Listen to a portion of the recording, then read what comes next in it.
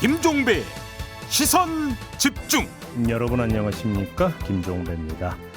최근 육군 12사단에서 규정에 없는 군기 훈련을 받던 훈련병이 숨지는 일이 발생해 파문이 일고 있습니다.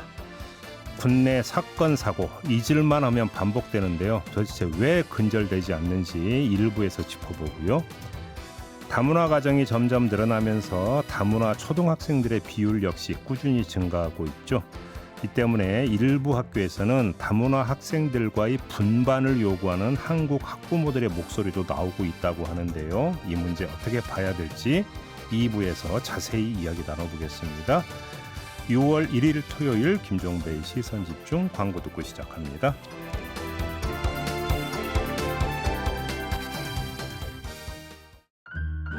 아침을 깨우는 이슈들 같이 들으실래요? 사람 냄새 나는 우리들의 이야기 도닥 토담. 네, 세 분과 함께합니다. 장윤미 변호사 모셨고요. 어서 오세요. 네, 안녕하세요. MC 장원 모셨습니다. 어서 오세요. 네, 안녕하세요. 그리고 최민석 작가 모셨습니다. 어서 오세요. 네, 안녕하세요. 자, 오늘도 주제와 관련된 오디오 듣고 이야기 나눠보겠습니다. 입대한 지 9일 된 훈련병 6명이 통상 20kg 무게의 완전 군장을 한 채 연병장을 뛰었습니다. 당시 인제군 지역의 온도는 27도를 웃돌 정도로 기온이 높았습니다. 한 명이 쓰러졌고 병원으로 이송됐지만 이틀 만에 숨졌습니다. 숨진 훈련병이 쓰러지기 전 안색이 안 좋아 보인다는 다른 훈련병들의 보고도 무시됐다고 했습니다. 아직 군인으로 체력적으로 완성된 단계도 아니고 이런 훈련을 감당할 수 있을지 없을지를 확답할 수 없는 상황에서 무리하게 완전 군장을 훈련시켰다는 것 자체가. 지난 21일에는 세종시의 한 신병교육대대에서 수류탄 투척 훈련 중 훈련병이 사망하는 등 육군 훈련소 사고가 잇따르고 있습니다. 네, 자, 이 문제 좀 짚어봐야 될 것 같은데요. 군에서는 군기 훈련 이렇게 주장한다고 하는데 이게 지금 규정이 없는 거였다는 거지 않았습니까? 그렇죠. 이렇게 완전 무장을 시키고 구보를 하게 하는 것은 규정 위반이었다는 사실이 드러나게 된 것이고요. 네. 사실 군사법원법이 개정이 됐기 때문에 군 안에서 발생한 사망사고에 대한 수사 권한은 이 군대 내부에는 없지만 지금 조사 권한이 있기 때문에 경찰과 합동으로 업무상 과실치사 혐의 여부를 들여다보고 있는 것입니다. 어떤 부분이 혹시 직권남용에 해당하는 가혹행위에 해당하지는 않을지 또 업무상 과실치사는 사망할 정도에 이를 정도의 상황을 본인이 알면서도 시켰다. 이런 또 요건들이 다 이제 충족이 돼야 형사처벌이 가능하기 때문에요. 네. 이런 이런 부분에 관련자들 그리고 그 당시 상황을 목격한 사람들의 진술을 확보하고 있는 상황입니다. 그러니까 이제 군사 경찰이 조사를 하더라도 이거는 이제 민간 경찰이 수사를 하게 그렇습니다. 돼 있는 맞습니다. 그런 사안이라는 거죠. 인권위원회 직권조사 얘기도 나온다. 예, 인권위에서도 직권조사를 할 수 있는 법적 근거가 있어요. 인권위법 36조를 보면 인권위가 조사를 위해 필요하다고 인정되는 장소 또는 시설에 위원이나 직원분의 현장 조사할 수 있거든요. 네. 그래서 현장 조사가 실질적으로 이제 민군 합동조사 입회하는 하에 인권위 조사가 이루어졌고요. 인권위에서는 일단 이 사안 심의한 후에 직권조사 개시 여부도 이제 결정할 예정 중에 있습니다. 이게 왜냐하면 반인권적인 부분이 있지 않느냐. 군대 내의 가혹행위는 또 이제 군 인권과 연관되는 부분이 있다 보니까 인권위까지 개입을 한 상황입니다. 근데 조금 전에 업무상 과실치사를 말씀을 하셨는데 규정에 없는 얼차려를 시켰다. 그럼 이걸 과실로 봐야 되는 겁니까? 이게 고의성이 있는지와 관련한 부분인데요. 그렇죠. 예. 고의 과실이란 건 이 어떻게 그 가르는 기준이란 게 상당히 좀 모호할 수도 있어요. 그런데 만약에 이게 과실이 아닌 고의성이 있었다고 하면 살인죄가 되는 겁니다. 이제 살인의 고의를 갖고 일부러 이런 훈련에 임하도록 지휘관이 지시와 명령을 내렸다. 여기까지는 사실 좀 법률적으로는 충족시키기가 어렵기 때문에 예. 사실 사망할 예견 가능성이 내 머릿속에 있음에도 불구하고 이런 과도한 그리고 가이드라인을 어기는 이런 훈련을 시켰다. 이 정도가 입증되면 사실 처벌은 가능합니다. 그러니까 살인죄와 업무상 과실죄 그렇습니다. 중간에 뭐가 없는 거군요. 뭐가 없습니다. 알겠습니다. 자, 지금 이 소식을 듣고 많은 국민들이 분노를 하고 있는데 그 분노의 지점은 어디에 있다고 보십니까, 임장께서는? 네, 일단 요 근래 군대 내에 이런 사건 사고가 좀 많지 않았습니까? 네. 그리고 또 이제 최혜병 사건도 지금 많은 국민들이 관심을 갖고 있는 사안이고요. 그런 상황에서 수류탄 투척 훈련 중에 사망한 훈련병도 있었고 네. 굉장히 지금 관심이 가고 있는 중에 이런 일이 터졌기 때문에 예, 더 국민들이 분노하고 있는 지점인 것 같고요. 이 군대 내 사건 사고가 계속해서 끊이지 않는데 그 맥락을 보면 거의 다 비슷하거든요. 네. 군대 내에서 제대로 초동 대처가 이루어지지 않아서 안타깝게 사망에 이르는 일들이 많고 그러다 보니 일단 국민들의 분노가 공분이 굉장히 쌓여가고 있는 것 같고요. 그리고 군 입대에 대해서 예전처럼 솔직히 말하면 막 자랑스럽다. 국가를 위해 나의 의무를 다한다. 이런 생각들은 많이 희석돼 가고 있는 상황이에요. 어쩔 수 없이 간다라고 생각하시는 분들도 많습니다. 그런데 생명까지 이렇게 잃는 일이 벌어지면 내 자녀들을 어떻게 군대에 보내는가 라는 분노가 더 생길 수밖에 없죠. 근데 우리 두 분은 군대 다녀오셨죠? 네. 네. 그러니까 두 분이 그 군 생활할 때는 어땠습니까? 힘들었죠. 네, 저도 뭐 완전 군장에서 저 뭐를 잘못해서 그런 벌을 받았는지는 기억이 안 나는데 이유는 근데 그 완전 군장에서 땡볕에 저도 이렇게 뛰었던 경험이 있고요. 그리고 지금 사실 이 사건을 접하면서 제가 화가 났던 거는 지금 이제 고인이 된 이 훈련병의 경우에는 입소한 지 9일밖에 안 됐잖아요. 그러니까 이제 뭐 훈련을 해서 뭐 신체가 단련된 상황이 아닌 거죠. 그렇죠. 이제 막 사회에서 와서 정신도 지금 아직 막 어리둥절한 상태고 몸도 신체도 단련이 안 됐는데 20kg 완전 무장을 시킨 다음에 도보도 아니라 구보를 몇 시간 동안 한 상태면 이게 이제 팔굽혀펴기도 시키고, 네. 뭐 그다음에 선착순 시켰다는 제보도 들어왔다고. 네. 저도 사실 이 선착순을 했는데. 네. 선착순이 사실 서로 경쟁을 시키는 그렇죠. 굉장히 가혹한 벌이잖아요. 뒤에 뒤처지면 그 뒤처진 사람은 또 계속 뛰어야 되는 거고 이러다 보면 지금 멀쩡한 사람도 버틸 수가 없는 거죠. 아무튼 그래서 이 소식을 들으면서 지금 뭐 선진 병영화 그다음 뭐 군대 문화가 많이 바뀌었다고 하지만 아직까지 악습은 계속 반복되구나라는 생각에 옛날 제 트라우마도 떠오르고 해서 굉장히 좀 씁쓸했습니다. 괜히 여쭤봤군요. 아닙니다. 네. 사실 저는 지금 탈모를 겪고 있는데 훈련병 때 저는 이제 의경 출신인데 그 훈련은 그 육군 훈련소에서 받거든요. 네. 저는 원주에서 받았던 것 같은데 그 당직 사관이었던 것 같아요.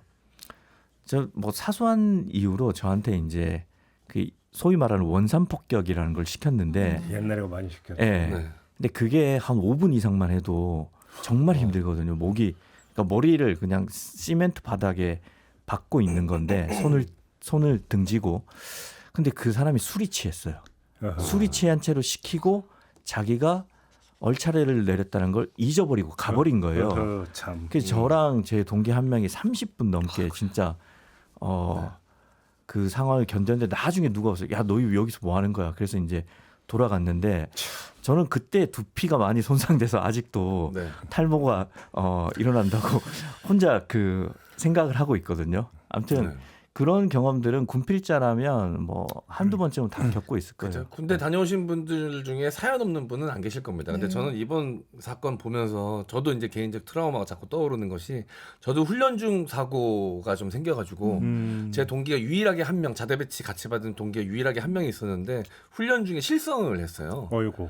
그래가지고 이제 훈련 조교한테 정신을 잃고 이렇게 육체적으로 이렇게 덤비는 행위를 하는 바람에 조사를 저도 참고인 조사를 계속 받고 그랬던 적이 있었는데 그때 당시 이제 자대 내에서 일어난 일이다 보니까 초동 수사를 자대 내에서 진행을 합니다. 그러니까 제가 이제 옆에 있던 증인이다 보니까 제 진술서를 계속 봤는데 저한테 계속 회유 협박을 해요. 너는 이 부대에서 계속 생활해야 되는데 말 잘해야 된다.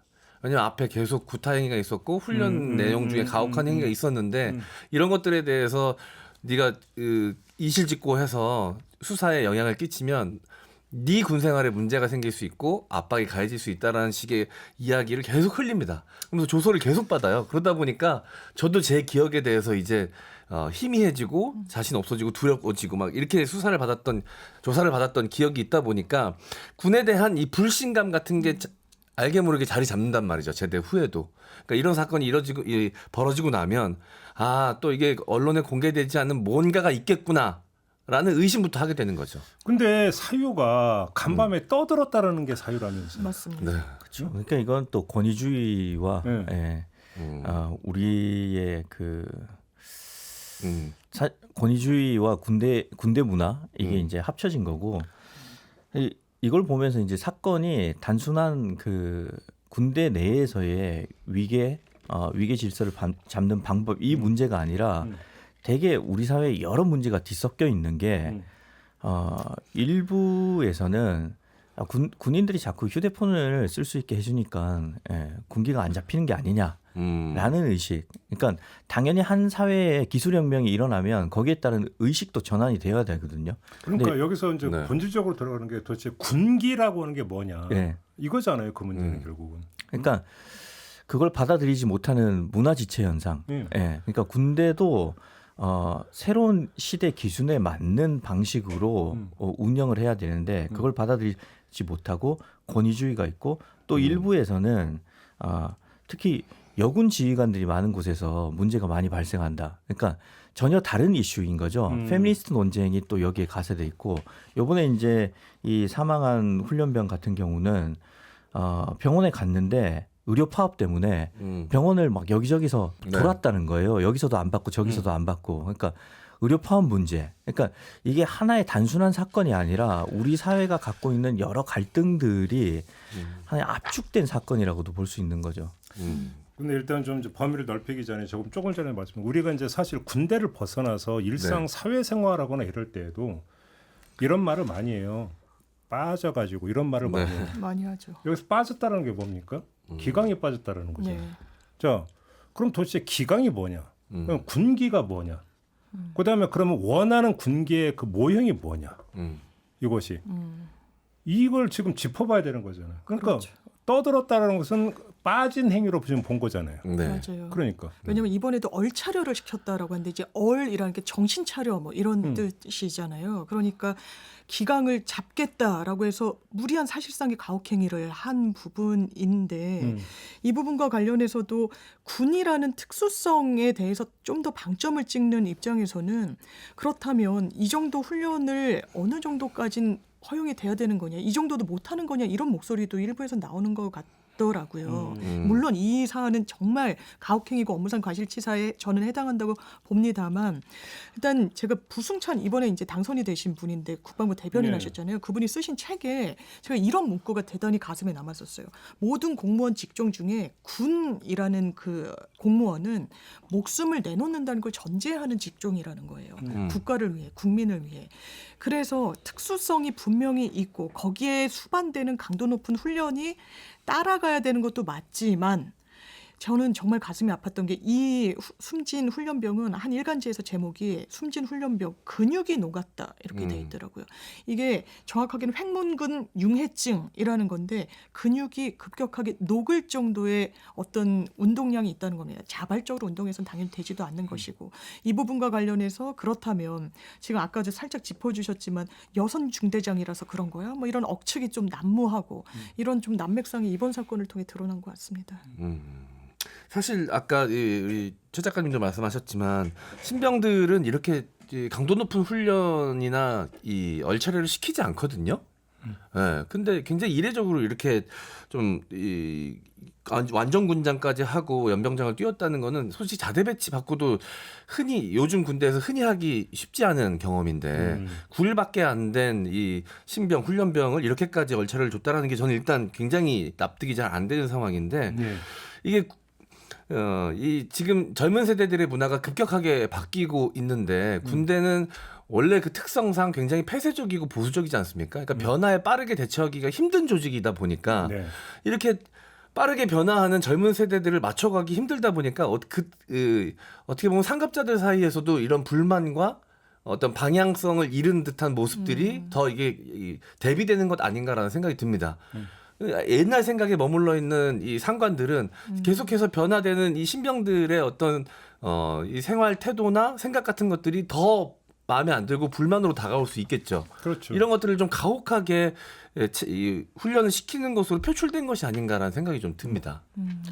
이 사안에 대해서 그 이정빈 가천대 그 석자 교수의 의견은 이게 횡문근 융해증이 아주 희귀한 사안이라고 볼 수는 없지만 그만큼 가혹한 상황은 희귀하다. 그러니까 일반적인 운동으로 그리고 자의적인 운동으로 인간이 거기까지 갈 수는 없다. 네. 이렇게 평가를 한 거죠.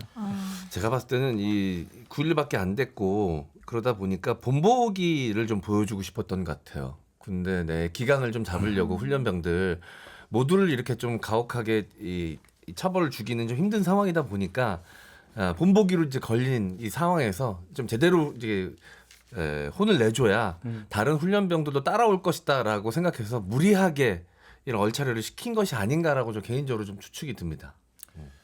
그러니까요. 아니 그 기강을 잡을 때는 잡아야 되죠. 네. 그러니까 또 어떤 그러니까 군이라고는 어떤 또 특성이 있기 때문에 있죠. 네. 뭐 그것까지 완전히 부정할 수는 없겠죠. 근데 중요한 것은 기강을 어떻게 잡는가의 문제에 있어서 일단은 그러니까 떠들었다고 그런 게 그렇게 심각한 그러면 어떤 군기 문란 행위이냐. 일단 이거에 그러니까 첫 번째 제기될 수 있고 두 번째는 100번 양보해서 그렇다 하더라도 그럼 군기를 어떻게 잡아야 될 것이냐. 속칭 굴려야 된다 이거잖아요. 그렇죠. 이 사고가 되게 낡은 사고고 되게 폭력적인 어떤 접근법 아니냐라는 거죠. 이게. 너무 동의가 됩니다. 그래서 어떤 효과도 없는 것이고요. 그러니까요. 구 시대에 지금 완전히 머물러 있는 거 아니냐라는 거죠. 이게. 그렇다고 해서 어떻게 잡힙니까? 이것이 아직 군 생활에 적응도 되지 않은 갓 입소한 훈련병인데 굴리면 군기가 잡힌다? 이 접근법이 너무나 편의적이고 너무나 억압적이고 너무나 폭력적이지 않느냐라는 것이죠. 그럼 도대체 지금 우리나라의 군대는 몇 년대에 지금 머물러 있는 것이냐? 요 얘기를 안 할 수가 없는 거죠. 그러니까요. 또 그래서 일각에서 이런 이야기도 나오더라고요. 병영 어떤 생활을 하는 곳에 여건을 좋게 만들고 휴대전화도 보급하고 뭐 이런 데까지는 그러니까 눈에 보이는 부분까지는 어느 정도 개선이 이뤄진 것으로 보이지만 정말 중요한 그 군대 내부의 문화, 정서 이런 부분에 대한 어떤 개선이 있었는가? 이번 사건을 보면 말씀 주신 대로 전혀 없었다고 봐도 무방할 것 같습니다. 하나만 더 짚어보죠. 아무튼 이러죠. 쓰러졌어요. 쓰러진 다음에 그런 의무 조치도 지금 제대로 되지를 않았다라는 거잖아요. 이 부분은 어떻게 평가를 해야 되는 겁니까? 이거야말로 이제 권위주의죠. 그러니까요. 그 상황에서도 이제 위기 판단을 제대로 못해서 빠졌구나. 너 안 일어나? 그러니까 자신의 명령대로 수행하지 않는 것에 대해서 분노를 느끼면 느꼈지. 네. 지금 이 상황에 내가 굽히고 빨리 아이를 병사를 치료해야겠다. 여기까지 판단이 못 간 거죠. 그러니까 이건 사실 문화의 문제인 거죠. 예. 그 병원에 갔을 때 이제 뭐 그 지방 의료원에서 뭐 기구가 없었대요. 속초 의료원에 갔는데 신장 투석을 받아야 되는데 여기에는 투석기가 없었고 다른 병원도 마찬가지였고 그래서 결국은 이제 강릉 아산병원까지 갔는데 결국 거기서 이제 숨졌다는 거죠. 그러니까 그 병원에 가기 전에 문제가 이미 발생을 했던 거기 때문에 그렇죠. 이거는 뭐 명백한 가혹행위라고 봐야 되는 거죠. 예. 그러니까 두 가지 측면이 있죠. 왜 이런 사고가 발생하느냐, 이런 사건 사고가 발생을 하느냐가 한 측면이라면 이거저거 떠나서 사건 사고가 발생했으면 그 뒤에 조치를 어떻게 하느냐. 네. 이게 좀 두 번째 부분인데 여기서도 엉망이었다라는 거. 이렇게 좀 볼 수밖에 없는 거 아니겠습니까? 네. 그렇죠. 동료 훈련병의 어머니가 올렸다는 아까 잠깐 짚어주셨던 글 내용을 보면 이게 상당히 구체적이어서 그냥 가공한 내용으로는 보이지 않는데 일단 쓰러졌더니 너 정신 안 차려? 너 기절한 척해? 이러면서 이송도 지체가 됐고 그리고 또 지방병원으로 갔을 때는 어떤 의료 기술 뭐 그리고 여건의 한계로 제때 치료도 못 받고 이런 게 정말 고스란히 드러난 사건이라고 볼 수 있죠.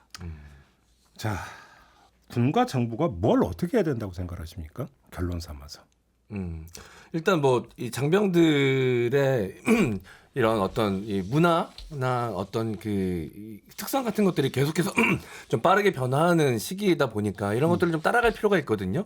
그러니까 교육 훈련 대대 배치받는 장교들 같은 경우는 따로 이제 교육 관련된 훈련 그 장교들도 교육을 제대로 받아야 된다라고 좀 생각이 듭니다.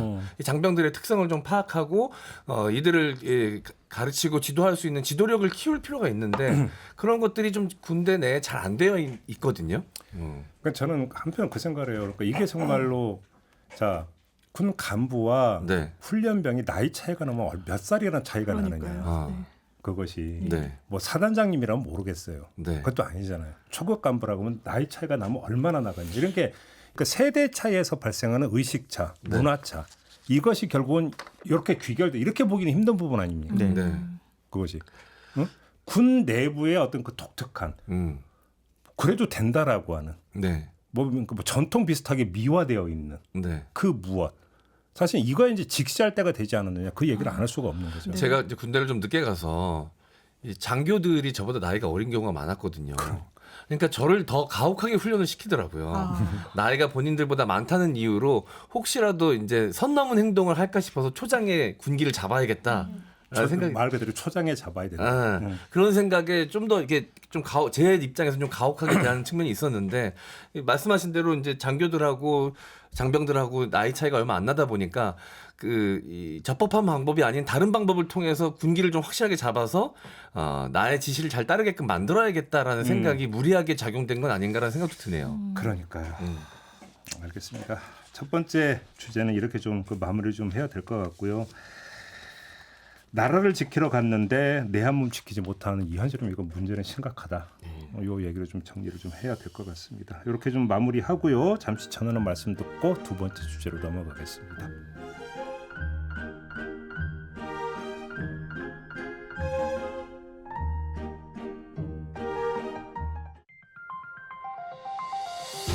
더 넓게 귀 기울이고 더 깊게 살펴봅니다. 대한민국 시사의 기준 김종배의 시선집중. 네, 김종배의 시선집중 토요일 코너 토닥토담 세 분과 함께하고 있습니다. 최민석 작가, MC 장원, 장윤미 변호사 세 분과 함께하고 있는데요. 두 번째 주제도 오디오 듣고 이야기 나눠보겠습니다. 국내 다문화 학생 수가 2013년 대비 3배 이상 증가하면서 18만 명을 넘어섰습니다. 실제로 인천의 한 초등학교는 전교생 590여 명 중 70% 이상이 다문화 학생입니다. 다문화 학생들은 한국어가 서툴러 수업을 따라가지 못하고 한국 학생들은 수업 진도를 제대로 나갈 수 없는 복합적인 문제가 발생하고 있습니다. 상황이 이렇다 보니 한국인 학부모들은 다문화 학생들과 분반해서 수업해달라고 요구했지만 다문화 학생 학부모들의 반대로 무산됐습니다. 전문가들은 우리나라가 다문화 사회로 이행하는 과도기적 현상이라며 다양한 교육과정 개발 및 운영의 필요성을 제기했습니다. 네, 이 과도기적 현상이 좋은 방향으로 가면 괜찮은데 네. 그렇지 않을 때가 좀 이제 걱정이 되는 거 아니겠습니까? 네. 바로 그래서 이 지점에서 우리 사회는 지금 다문화 사회로 가기 위한 준비가 되어 있는가? 이 점을 좀 짚어봐야 될 것 같은데 우리 총평을 좀 한다면 우리 최민석 작가님은 어떻게 평가를 하십니까? 일단 저는 약간 다문화 사회에 살고 있다고 생각을 하거든요. 지난 일요일에도 제 아이 친구 가정을 불러서 이제 초대를 해서 식사를 했는데 그 가정이 이제 다문화 가정이었어요. 그래서 이게 그냥 보도 속의 내용이 아니라 우리의 실생활이다. 예, 일상의 병풍처럼 둘러져 있는 현실이다라고 느끼고 있고요. 오늘 이슈는 언어잖아요.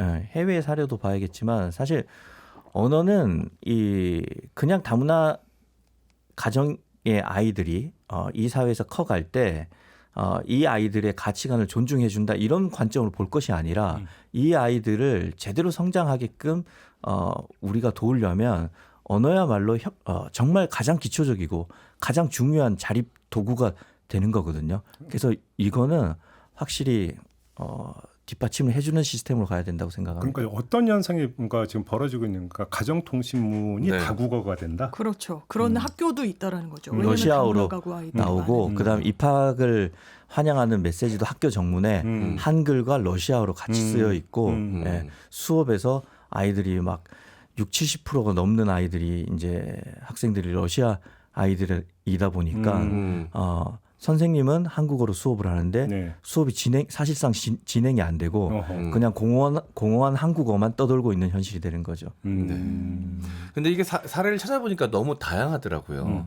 도농 복합 지역 같은 경우에는 또 이 다문화 가정이 형태가 굉장히 다양합니다. 이게 나이가 좀 있는 상태에서 엄마 아빠를 따라서 이 한국에 오게 돼가지고 한국어에 대해서 전혀 배우지 못한 학생들도 있고요.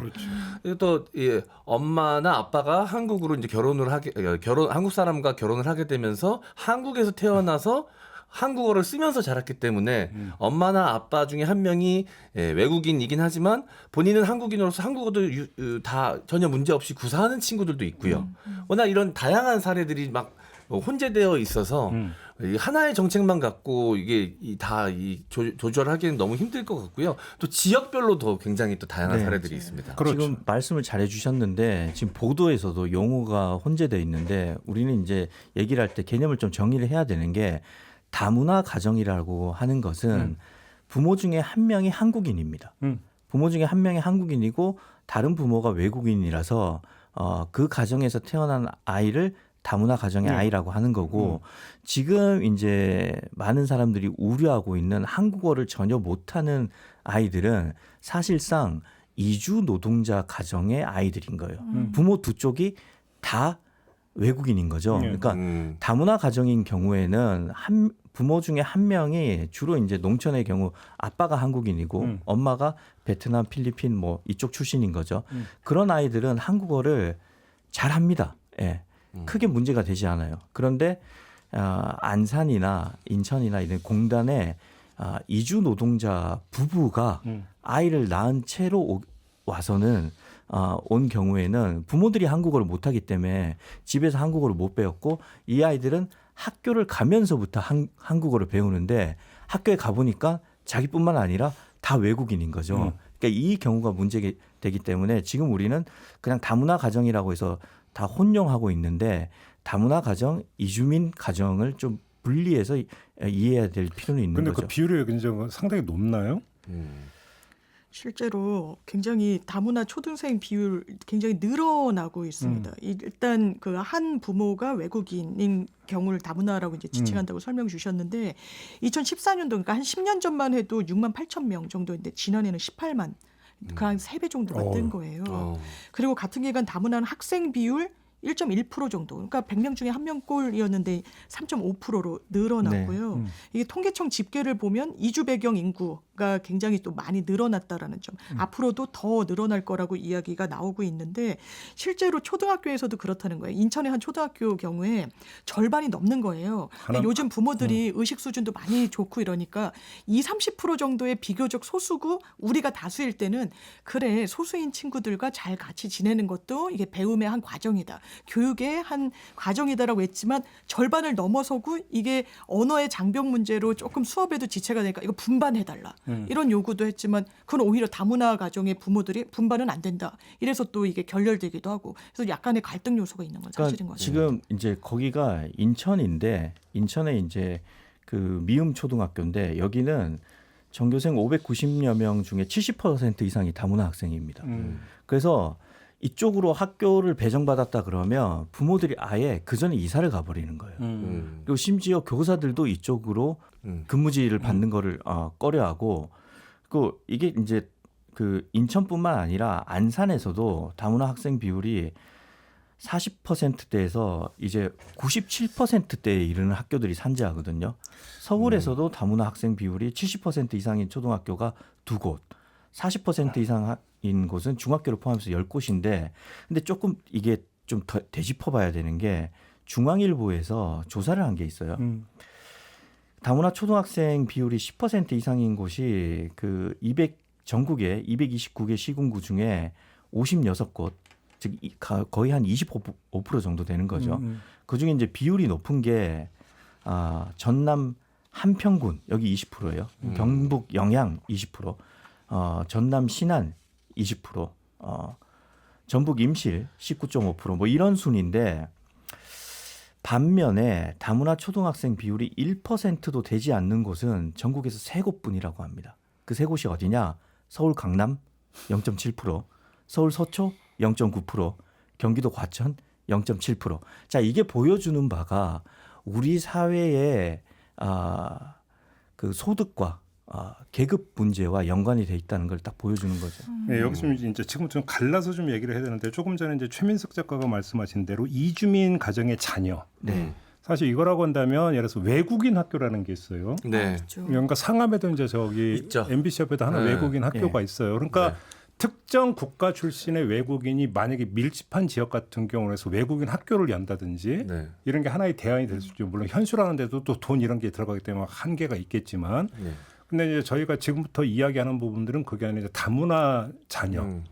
그런 이제 그 범위를 좀 일단 좀 설정해 놓고 네. 좀 이야기가 좀 진행이 돼야 될 것 같은데, 자 일단 한번 세 분의 평가는 자 그러면 한국 학부모들이 분반을 요구한다. 이거를 어떻게 평가를 해야 된다고 생각하십니까? 저는 아무래도 저도 이제 초등학교 저학년 아이를 키우다 보니까요. 교과 과정을 뭐 따라간다고 해도 집에서 많이 언어나 아주 간단한 부분들에 대해서는 학습적인 지원을 해줘야 되는 거예요. 그러니까 부모가 끼고 가르쳐야 되는 거예요. 학원을 다니기에도 좀 한계가 있거든요. 너무 어려서. 그런데 다문화 가정에서는 이런 부분이 아무래도 한국어 그냥 네이티브 스피커랑 좀 다른 부분이 있죠. 수업은 다 한국어로 진행이 되는데 그러니까 약간의 학습 지체가 분명히 존재는 하는 것 같아요. 그리고 아무래도 다문화 가정에서는 아버지가 한국인이고 어머니가 그러니까 주 양육자인 어머니가 외국인인 경우가 좀 더 많습니다. 그러면 아무래도 아이와 가장 많은 시간을 보내고 학습에도 주도적인 역할을 하는 게 어머니인데 그 부분에 대해서는 조금 공백이 생겨서 그래서 초등학교에서 방과 후 이런 한국어 지원해주는 방과 후 선생님 비율도 점점 늘어난다라고 하더라고요. 근데 제가 왜 이 질문을 드렸냐면 네. 이주민 가정 자녀가 아니라 다문화 자녀라고 한다면 네. 어릴 때부터 한국어 환경에 노출이 됐기 때문에 우리말을 구사하는데 큰 어려움은 없을 것 네. 아니냐. 네. 이걸 전제를 한다면 굳이 언어 능력이 되게 중요한 언어 기능 발달이 되게 중요한 시점에서 네. 다문화 가정 자녀하고 있으면 이게 언어 발달에 장애가 초래한다, 지장이 초래한다는 얘기는 성립이 안 되는 거 성립이 안 아니냐. 되죠. 네. 이 점도 함께 짚어야 되기 때문에 질문. 그러니까 언어에 관해서는 문제가 없고요. 그러니까 다른 이유로, 그러니까 사실 지금 장윤미 변호사님이 말씀하신 것처럼 다문화 가정 출신 아이들이 고등교육기관에 취약하는 거, 이 취약률은 격차가 분명히 존재합니다. 2018년에는 그러니까 전체 국민과 비교했을 때 다문화 가정 자녀가 18%포인트 정도 고등교육기관에 취약을 안 했어요. 근데 이게 2021년이 되면 31%포인트까지 늘어납니다. 그러니까 언어에 관해서는 아이들이 한국에서 태어나서 자라기 때문에 큰 문제가 없는데 네. 그 집안의 문화 그다음 자기가 느끼는 여러 가지 뭐 소외감 이런 걸로 인해서 그 학습 의욕이 저하되고 학습 환경이 잘 안 갖춰져서 우리 사회에 경쟁력 있는 구성원으로 자라는데 어려움을 겪고 있다는 거죠. 그래서 취업도 안 하고 지금 취업도 안 하고 집에서 그냥 지내는 그 다문화 가정 자녀들이 굉장히 많다는 거죠. 그러니까 다시 한번 말씀을 드리지만 이주민 가정 자녀가 아니라 다문화 가정 자녀라고 전제를 한다면 여기서 빚어지는 갈등이라고 하는 것들이 언어의 문제 이렇게 치환해서 접근하는 것은 제가 볼 때는 좀 뭐 약간 현실 왜곡의 소지가 있다. 이 부분을 지금 먼저 말씀을 드리는 거고 결국은 분반을 요구한다 이런 거에는 결국은 차별적 시각이 여기에 스며 있느냐. 네. 사실 이걸 봐야 되는 거잖아요. 네. 그러니까 사실 저 같은 경우는 되게 일찍 경험한 경우인데 저희 고향 마을에 미군 부대가 있었어요. 네. 그래서 요즘 그 개념으로 한다면 다문화 가정 자녀가 여러 명 있었어요. 어릴 때 같이 그 소꿉놀이하고 칼싸움하고 같이 놀았던 친구예요. 그러다가 이제 초등학교 툭탁거리고 싸울 때 있잖아요.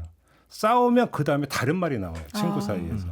그러니까 뭐냐면 지금은 뭐 다문화 가정 자녀니 이런 표현을 쓰지만 옛날에 그런 아이들을 그 비하하는 표현이 있었어요. 맞아요. 많이 여기서 썼었죠. 여기서 네. 쓸 수가 없죠. 근데 그렇게 하면서 손가락질로 욕을 해요. 잘 지내다가도. 그리고 어느 좀 그러니까 나이가 들면 중학교 올라가거나 고등학교 올라갈 때 되면 아이는 이 고향을 떠요. 그 공장을 갖는 이런 경우가 거의 대부분이었었거든요. 그러니까 제가 어릴 때 경험했던 부분은 그런 게 있어요. 뭐냐면 이것이 단순히 부모들의 어떤 시각만이 아니라 아이들 사이에서도 이런 게 나타나는 경우가 네. 있더라는 거죠. 네. 말씀하신 대로 이 차별적 시각이 분명 존재하는 것 같습니다. 그 외국인 학교 같은 경우에는 한국인 자녀인데도 불구하고 어떻게 하면 외국인 학교에 보낼 수 있을까 막 고민하는 부모들도 있거든요. 그래서 막 그 특정 국가에 대한 차별적 시각이 분명 존재할 수도 있을 것 같다는 생각이 좀 듭니다. 그러니까요. 맞아요.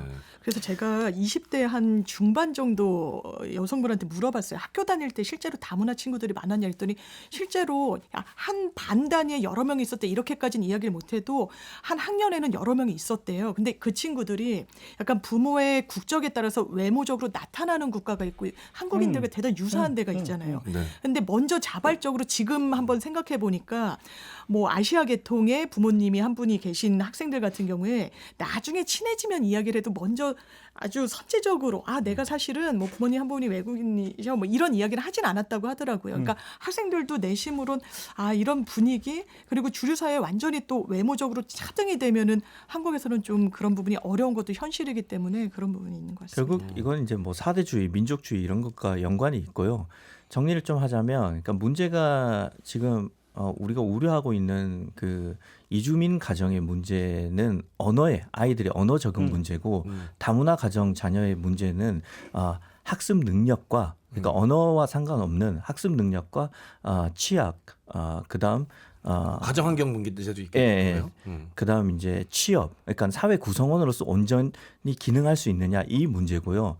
그다음 말씀하신 그 외국인 학교, 사실 외국인 학교는 뭐 그냥 흔히 얘기하는 검은 머리 외국인들이 많죠. 그거는 그렇죠. 부유한 외국인들 얘기고. 그렇죠. 근데 그렇죠. 다만 이런 걸 한번 검토해 볼 수 있죠. 그래서 이주민들이 어떤 특정 국가 이주민들이 몰려 있는 곳이라고 한다면 학교에는 저는 여기서는 분반은 고려해 볼 수 있다고 생각을 해요. 그러니까 그 자녀들만 한 반에 이렇게 편성을 시킨 다음에 말 그대로 그 해당 나라의 언어 능력을 갖고 있는 선생님이 배치가 돼서 수업을 진행하면서 또 한국어 그러니까 그 교육을 같이 해 들어가면서 어느 순간에 융화될 수 있게 이렇게 하는 어떤 그 방법은 있을 수가 있다고 생각하거든요. 네. 그것이 저도 필요하다고 봅니다. 예. 이건 왜냐하면- 어찌 보면 예. 기술적으로 교육적으로 필요한 부분이 있을 거예요. 왜냐하면 학생들의 숫자가 20-30%이면 진짜 우리가 같이 어울리면 야 우리 아이가 세계 시민이 될 수 있는 소양을 갖추겠다 이렇게 생각할 수 있는데 과반이 넘어버리면 하나의 언어로 정상적인 수업을 할 수가 없거든요. 그러면 양쪽 다 힘들어요. 아니, 그리고 선생님이 선생님도 그런 능력이 그런 안 되는 능력을 거죠. 갖고 있느냐라는 문제도 예. 있잖아요, 사실. 네. 현실적인 문제죠. 그러니까 이건 그냥 단순하게 섞어 놓으면 어떻게 하다 보면 되겠지라는 생각이거든요. 그러니까 사실은 이제 핀포인트로 이렇게 찝듯이 좀 늦게 온 아이들은 입학 전에 미리 모아서 그걸 뭐 디딤돌 학교라고 하나요? 예. 미리 징검다리 학교. 예, 징검다리 학교. 미리 한국어 교육을 좀 할 수 있는 기회도 제공해야 되고 사실은 제일 큰 거는 부모에게 한국어 교육 기회를 훨씬 더 많이 제공해야 됩니다. 그렇죠. 왜냐하면 부모들이 한국어를 못 쓰기 때문에 집에서 외국어만 쓰다가 와서 이 바이랭결이 안 되는 거거든요. 네. 그것과 또 사실 1학년 때는 저희 아이도 이제 1학년을 거쳤지만 다행인 거는 1학년 때는 배우는 게 그렇게 많지가 않습니다. 우리나라 요즘 초등학교 1학년은 아이들이 학교를 안 다니다가 1학년에 가면 학교라는 그 시스템, 학교에 등교하고 앉아 있고 친구들과 어울리고 그러니까 2학년부터 배우는 걸 준비하는 단계거든요. 근데 이 시간을 활용해서 이주민 가정 아이들이 한글을 많이 습득할 수 있는 기회를 가질 수 있게 해야 되고 사실 이제 끝나면 방과후를 하잖아요. 그러니까 이 아이들을 위해서 특화된 그 언어 교실을 마치 그 외국에 가면 미국에 가면 ESL이라고 해서 English as Second Language를 해서 그 유학 가면 언어 실력이 안 되면 ESL 다니고 오라고 하잖아요. 그것처럼 한국어 교육을 하는 방안을 마련해야 되고 사실 이런 것들이 있습니다. 네. 있는데 모든 지자체가 똑같이 행하지 않고 올라갈 때마다 약간의 진급 시험 같은 네. 것도 좀 필요하다고 봅니다. 이 결국은 아이들을 위해서. 현실적인 어려움이 좀 있는 것 같더라고요. 교육부에서 제시하는 다문화 가정 학생이나 이주 학생 같은 경우 어떻게 교육해야 되는지 지침이 있고 그 숫자에 따른 학교를 만들어야 되는 이 기준이 있거든요. 기준에 따르면 4,000개 넘는 학교가 있어야 됩니다. 대한민국에. 근데 현실적으로는 10% 정도밖에 안 되더라고요. 그렇죠. 네, 그러니까 현실적으로 어려운 부분이 분명 있는 것 같은데 분반 이야기를 조금만 더 이어가 보자면 분반을 한다고 하면 저는 가능하다고 보는데 기준을 명확히 해야 될 것 같아요. 다른 조건 다 배제하고 한국어 능력만 갖고 평가한다. 부모의 국적이나 그 학생의 국적 문제가 아닌 한국어 능력만 가지고 분반을 결정한다라고 하면 크게 문제가 없을 것 같습니다. 그렇죠. 그렇죠. 그리고 그것이 된다면 그다음에 통합으로 가야 되는데 네. 그렇죠. 교육의 지향하는 지향점은 거죠. 통합으로 가야 네. 당연한 이야기거든요. 네. 그렇죠. 그것이. 그래서 어느 정도 한국어 능력이 도달되면 이제는 또 다른 학생들하고 같이 한국어 수업이나 영어 수업을 받을 수 있게끔 이렇게 시스템을 만드는 그렇죠. 이 언어 능력에 집중된 확실히 확고한 기준이 좀 필요할 것 같습니다. 그 외에 어떤 국적에 따른 판단이나 인종에 따른 판단이 끼어들 여지가 전혀 없게끔 확고하게 만들 필요가 있다. 이런 생각이 듭니다. 너무 동의가 되는 게 학습의 최소 요건은 그 언어니까요. 네. 그 수업을 받아야 되는 그 언어니까 거기에 대한 지원책은 반드시 필요한 것 같고 이게 사실 저 어렸을 때만 해도 한국은 단일 민족 막 이런 게 대단히 강하게 인식에 뿌리 박혔었거든요. 근데 뭐 길지 않은 시간 사이에 완전히 문화와 이런 부분이 바뀌었는데 과연 제도가 이런 부분을 뒷받침해주고 있는가? 뭐 교육적인 부분, 문화적인 부분 이야기를 하는데 실제로 이게 다 국적의 문제잖아요. 그런데 주민등록 관련 뭐가 있었어요? 이게 대단히 어떻게 보면 의미가 있는 판결이 나왔는데 대법원에서 좀 바로잡아줬다 이런 느낌이 있는데요. 일단 한국에서 다 태어났어요. 그리고 아버지는 한국분, 어머니는 중국인이었어요. 그런데 이 아이들 뭐 출생신고도 하고 잘 자랐는데 혼인신고를 못했던 거예요. 이게 뭐 별다른 귀책이 있다라고 보기도 어려웠던 게 그때 이제 혼인신고를 하러 가려고 했는데 그 관할 행정청이 이 어머니 중국인과 관련한 서류를 또 분실을 했다는 무슨 사실관계도 법원에서 인정은 됐거든요. 그래서 제대로 못했어요. 그래서 아이들 태어난 다음에 혼인신고를 했더니 이 행정청에서 어떻게 했느냐? 이 아이들 봤더니 미혼인 그러니까 혼외자 출생이네 외국인 모친이 혼내 자식을 낳은 거네 객관적으로는 그렇죠 맥락적으로는 틀린 거죠 그래서 이 가족관계 등록부를 폐쇄 조치합니다. 가족관계 등록부 폐쇄라는 건요 행정 자료에서 폐쇄라는 건 사망했거나 국적 상실했거나 이럴 때 폐쇄 이렇게 쓰는 거예요. 이 아이들이 그런데 쭉 자랄 때 문제가 없었고 한국에서 태어나서 한국인 교육을 다 받았는데 나중에 17세가 되면 주민등록증이 나오잖아요. 주민등록증까지 다 받았어요.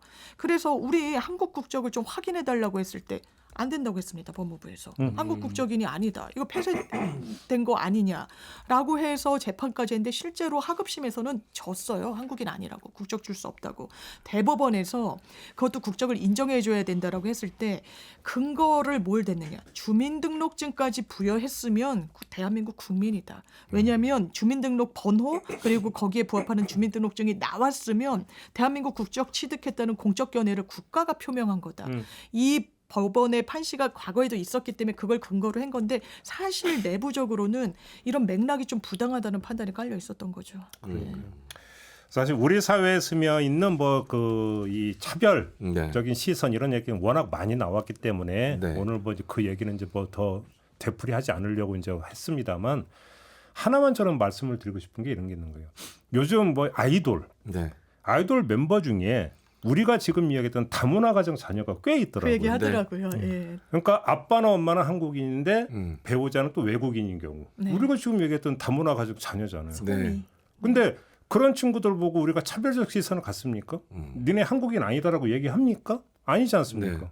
근데 왜 그게 근데 이 시선이 동일하게 적용이 안 되느냐? 그냥 이 한마디로 그냥 정리하면 되는 거 아닐까요? 맞습니다. 오히려 아이들은 그 외국인 자녀들과 함께 혹은 다문화 가정 자녀들과 함께 어울리고 수업받는 거에 대해서 크게 이질감을 느끼지 않는 경우가 많은 것 같더라고요. 오히려 이제 부모들의 차별적 시각이 문제가 되는 경우가 좀 많은 것 같습니다. 그러니까 옛날에 이제 놀 때 우리의 엄마가 너하고 놀지 말래. 너무 상처되죠. 이런 식으로 가버리면 이제 골치 아파진다라는 그렇죠. 거죠. 이게 언젠가는 그런 부모들의 시각이나 차별 편견이 아이들한테도 스며들 것이고요. 그러니까요. 네.